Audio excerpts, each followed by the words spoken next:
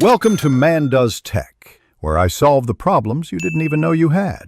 You begin by confirming the exact PES version and the save file name so you don't overwrite important data.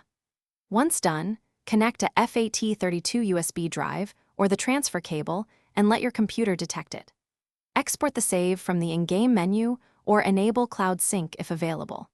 Make sure the destination has enough free space and that the transfer mode is set to copy rather than move, because copying preserves a backup automatically.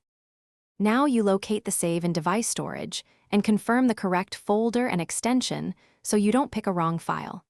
Then transfer using the official tool or drag and drop. Verify integrity with checksums or file size comparisons to catch corruption.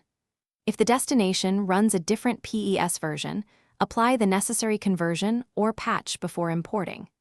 This preserves compatibility and prevents crashes, so take the extra minute to match versions, rather than forcing an finish by importing the save on the target device and immediately launching PES to confirm the file loads correctly.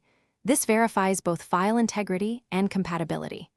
If the game fails to read the save, restore your backup and retry using the conversion patch or a different transfer method. Make sure to keep a second backup on cloud or alternate storage so you can recover quickly.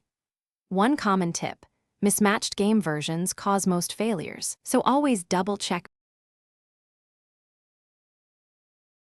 Thanks for watching.